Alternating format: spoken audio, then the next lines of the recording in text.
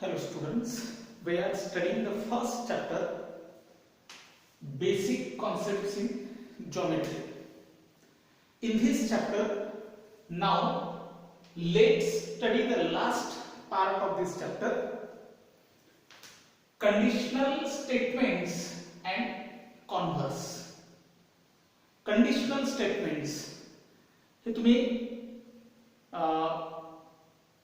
English मध्ये हे वाक्य ऐकलेलं असेल किंवा हा शब्द ऐकलेला असेल, कंडिशनल स्टेटमेंट्स, सशर्त विधान आपण त्याला मराठीमध्ये म्हणतो, ज्यामध्ये जर तर हा भाग असतो. म्हणजे जर आभाळ आलेलं असेल, आज आकाशामध्ये ढग दाटून आलेलं असेल तर आज पाऊस येईल. जर आकाशात ढग आलं असेल तर पाऊस येईल, हे झालं कंडिशनल स्टेटमेंट. आणि कॉन्व्हर्स, कॉन्व्हर्स म्हणजे त्याच्या उलट. कॉन्व्हर्स म्हणजे काय होईल की जर मग आकाशात जर पाऊस पडलेला आहे तर मग आधी आकाशामध्ये ढग आलेलं असेल, म्हणजे अगदी अदलाबदल केलेला आहे, याला कॉन्व्हर्स म्हटलं जातं. जरा डिटेल पाहू आपण, तुमच्या लक्षात येईल. जसं कंडिशनल स्टेटमेंट्स म्हणजे काय, तर statement in the form of if then. जर तर लाच इंग्लिश मध्ये आपण इफ देन असं म्हणतो. मग जर एखादं वाक्य इफ देन या फॉर्मॅट मध्ये असेल, if there is a cloud in the sky then there will be chance of raining. हे झालं if then च्या फॉर्म मधलं वाक्य. असं कोणतंही वाक्य घ्या, त्या वाक्याला आपण कंडिशनल स्टेटमेंट म्हणू शकतो. मग आता अँटीसिडेंट म्हणजे काय, तर part of the conditional statement after if.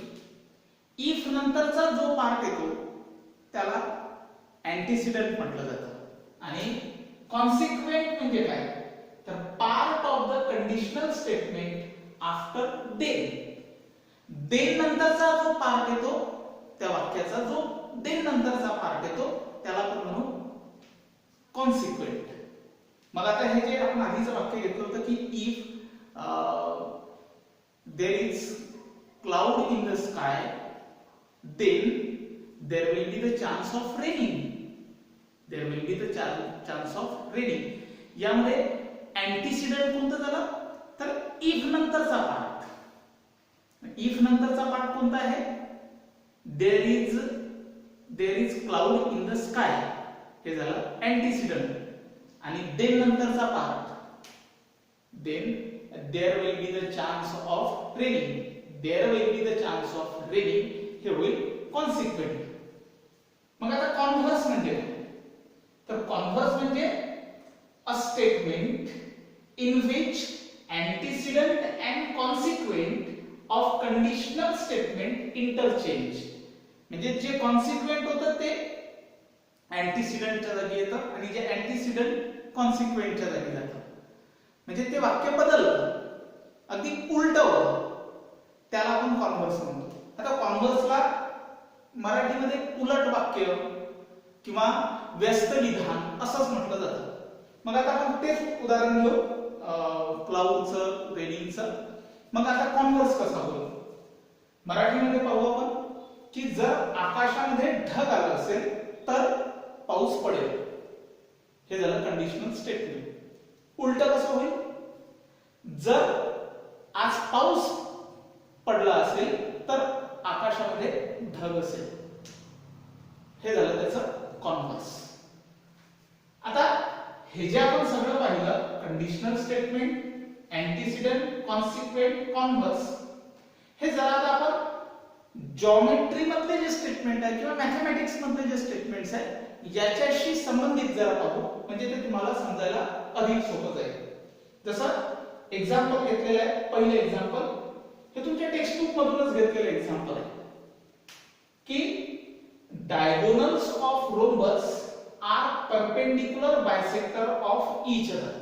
हे साधं वाक्य आहे. रोम्बस तुम्हाला माहिती आहे समभुज चौकोन, रोम्बसचे डायगोनल्स हे एकमेकांना परपेंडिक्युलर बायसेक्टर असतात, बरोबर आहे. मग याचं कंडिशनल स्टेटमेंट कसं तयार होईल? वाक्य आहे की diagonals of rhombus are perpendicular bisector of each other. म्हणजे आधी रोम्बस जर असेल तर त्याचे डायगोनल्स हे परपेंडिक्युलर बायसेक्टर असतात, असं आपण कंडिशनल स्टेटमेंट मध्ये म्हणू शकतो. काय म्हणू आपण? If a quadrilateral is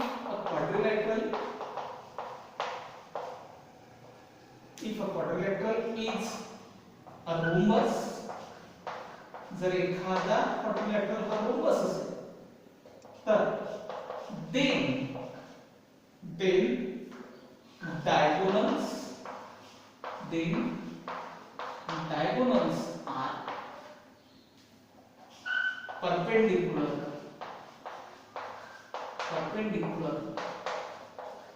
bisector of each other. असं साध्या सरळ पद्धतीने वाक्य बनले. हे साधं स्टेटमेंट आहे, लक्षात घ्या. यामध्ये इफ देन तुम्हाला दिसत नाही, मात्र त्याचं ह्याच वाक्याचं कंडिशनल स्टेटमेंट आपल्याला करता येतं.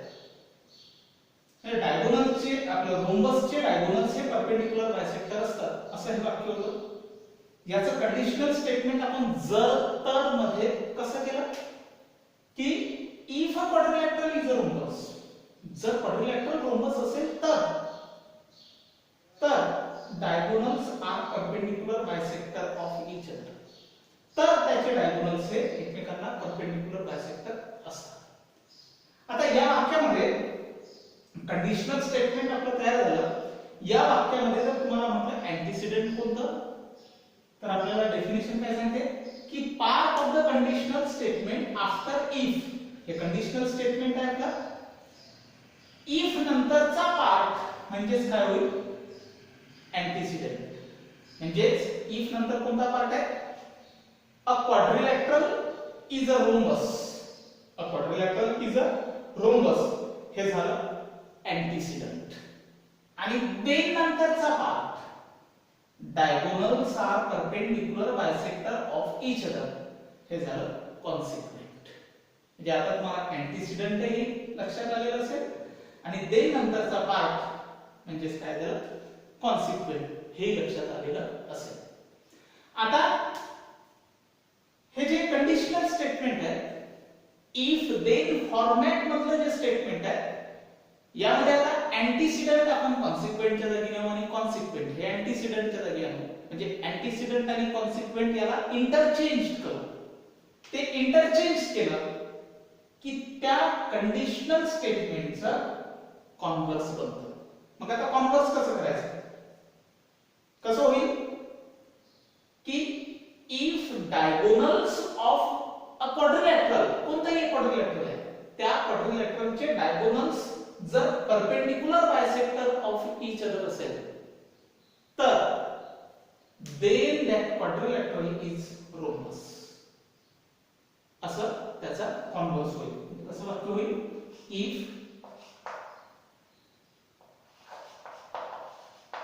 diagonals of a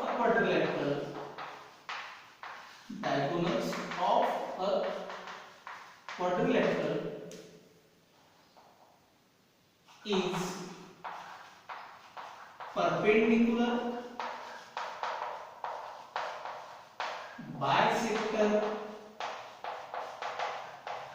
of each other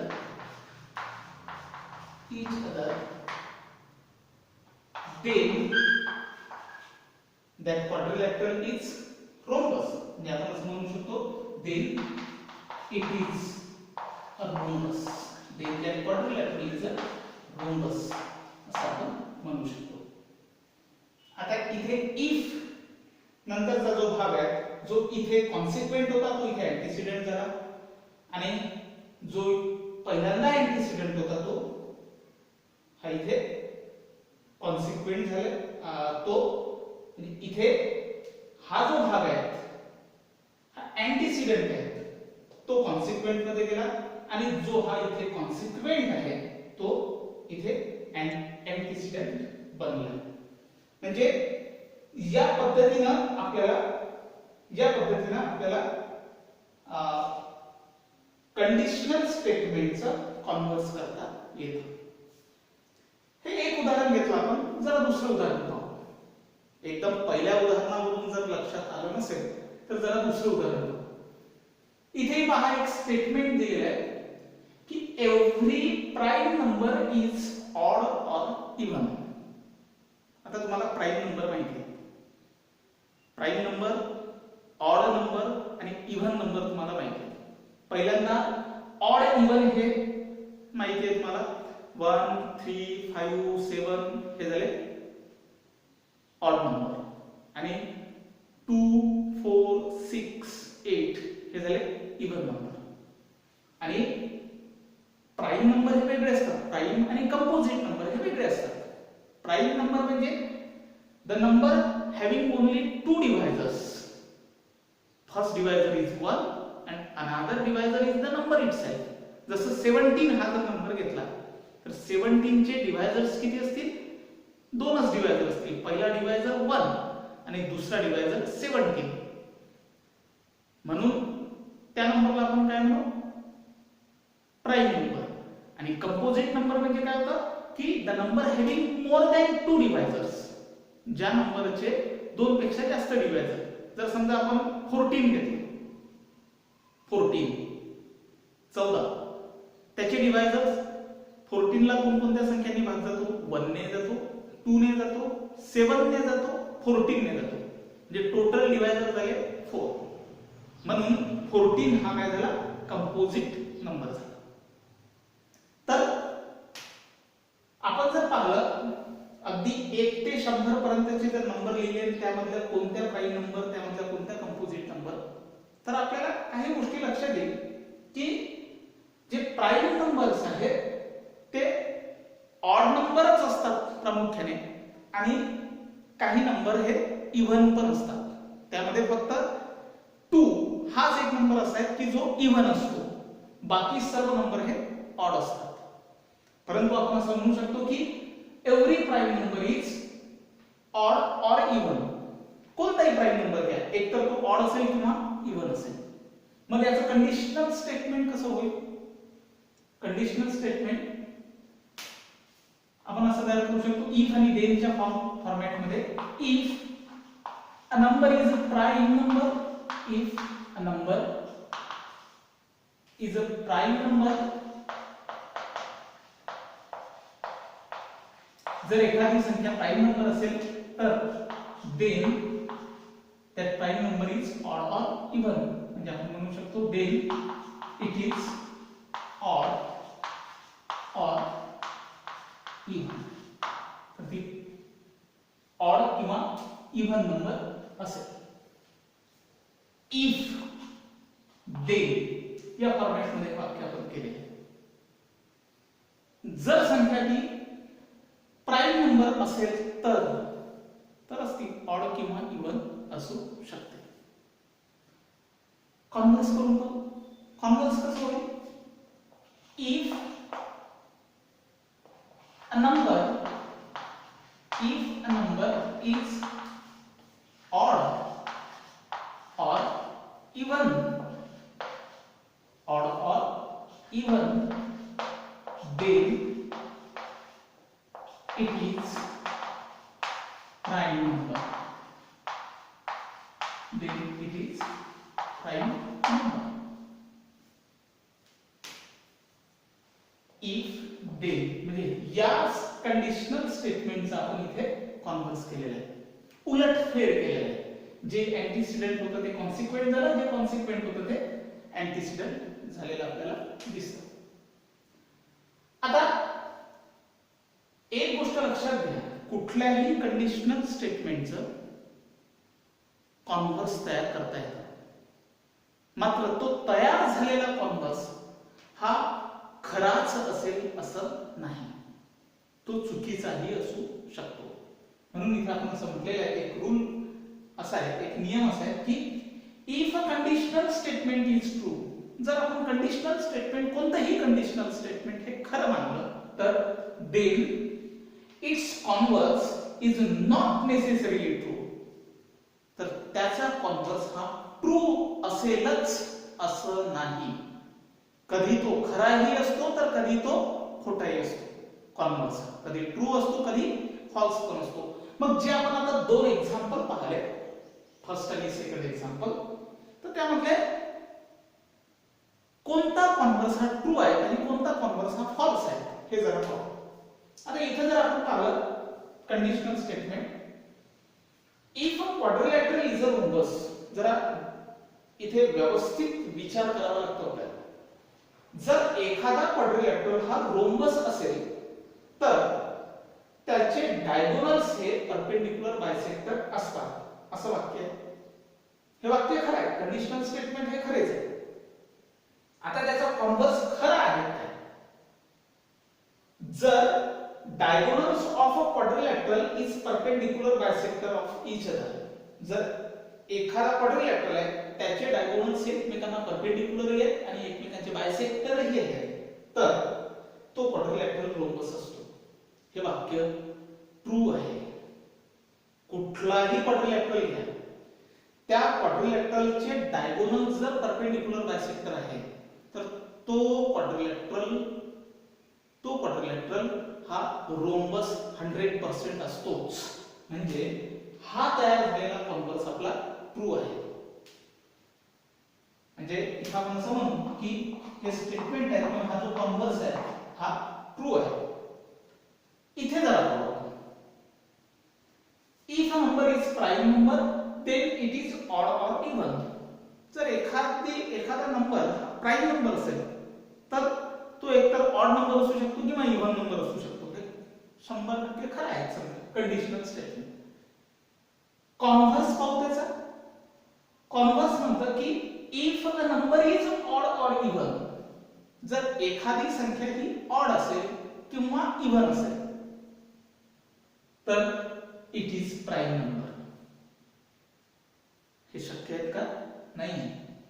कुठलाही ऑड नंबर घ्या किंवा इव्हन नंबर घ्या, तो प्राइम नंबर असतोच का? नाही. तो कंपोजिटही असू शकतो. समजा आता उदाहरणासाठी जर आपण घेतला 5 हा ऑड नंबर आहे, मात्र 5 हा प्राइम नंबर पण आहे. 9 हा सुद्धा ऑड नंबर आहे, मात्र 9 हा प्राइम नंबर आहे का? नाही. म्हणजे हे स्टेटमेंट आपल्याला फॉल्स आहे हे लक्षात घ्या. सांगायचं तात्पर्य की कुठलाही कॉन्व्हर्स हा खरा असतोच असं नाही, तो चुकीचाही असू शकतो. माझ्या मते हा भाग तुम्हाला समजलेला असेल. पुढला प्रॅक्टिस सेट सोडवत असताना तुम्हाला यावरचे बरेच कंडिशनल स्टेटमेंट तयार करा, त्याचं कॉन्व्हर्स तयार करा, त्यामधलं अँटीसिडेंट आणि कॉन्सिक्वेंट ओळखा, अशा सारखे प्रश्न आहेत जे तुम्हाला सहज प्रॅक्टिसनं सोडवता येतात.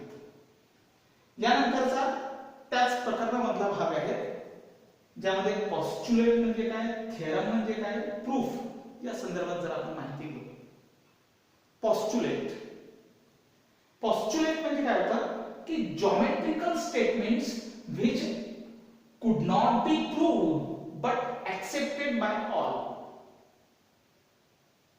म्हणजे असं स्टेटमेंट, असं एक विधान की जे प्रूव्ह तर करता येत नाही मात्र ते सर्वांनी ऍक्सेप्ट केलेलं असतं.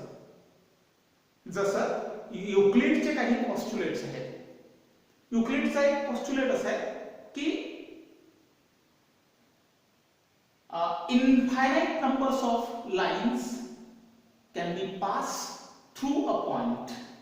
म्हणजे एकच जर आपण पॉइंट घेतला, हा जर एक पॉइंट घेतला तर या पॉइंट मधून infinite numbers of lines pass होतात. हे वाक्य खरं आहे की नाही आहे? मात्र हे प्रूव्ह करता येत नाही. मात्र आपल्याला सर्वांना पटतं. म्हणून ते असे जे वाक्य असतात की एका पॉइंट मधून infinite number of line pass होऊ शकतात. किंवा दुसरं पॉस्ट्युलेट सांगतो युक्लिडचंच की टू जर पॉइंट असेल, डिस्टिंक्ट पॉइंट, एक पॉइंट ए आहे, एक पॉइंट बी आहे, ह्या ए आणि बी या दोनही पॉइंट मधून पास होणारी लाईन किती असेल, तर एकच लाईन पास होईल. ते दोन पॉइंट कुठेही गेले नाही, त्यामधून एकच लाईन पास होईल. हे वाक्य प्रूव्ह करता येत नाही, मात्र आपल्याला पटतं. अशा वाक्यांना पॉस्ट्युलेट म्हटलं जातं. थेरम म्हणजे काय, तर जे वाक्य प्रूव्ह करता येतं. Geometrical statements which proved logically. जे स्टेटमेंट्स हे आपल्याला सिद्ध करून दाखवता येतात, खरे आहे हे प्रूव्ह करून दाखवता येतं. मग त्यासाठी पॉस्ट्युलेटचा आधारही घ्यावा लागतो किंवा नाही घ्यावा लागत, मात्र ते वाक्य आपल्याला सिद्ध करून दाखवता येतं. की जसं एखादं एक्झाम्पल जर घ्यायचं झालं, आपण पुढे तो थेरमच पाहू की if two lines intersect each other, जर दोन लाईन एकमेकांना इंटरसेक्ट होत असतील तर त्याचे जे अपोजिट अँगल असतात हे कॉन्ग्रुएंट असतात. हे वाक्य आपल्याला सिद्ध करता येतं, प्रूव्ह करता येतं. म्हणून अशा वाक्यांना आपण थेरम म्हणू शकतो. आपण हा थेरम सुद्धा पाहणार. मग हे जे थेरम नंतर प्रूफ म्हणजे काय, तर logical argument made to prove a theorem. मग हा थेरम सिद्ध करण्यासाठी जे लॉजिकल आर्ग्युमेंट आपण करतो, जे लॉजिकली विचार आपण मांडतो, त्या विचारांना प्रूफ म्हटलं जातं. किंवा ज्या लॉजिकली आपण बाबी मांडतो त्याला आपण प्रूफ म्हणतो. आणि असे प्रूफ मांडण्याचे दोन प्रकार आहेत. एक आहे डायरेक्ट प्रूफ आणि दुसरा आहे इनडायरेक्ट प्रूफ. तर एखादा थेरम हा डायरेक्ट प्रूफने कसा सिद्ध करता येतो त्याचं उदाहरण आपण पाहू. इनडायरेक्ट प्रूफचं उदाहरण सुद्धा तुमच्या टेक्स्ट बुक मध्ये दिलेलं आहे, मात्र ते आपण पुढल्या प्रकरणामध्ये पाहू. ठीक आहे.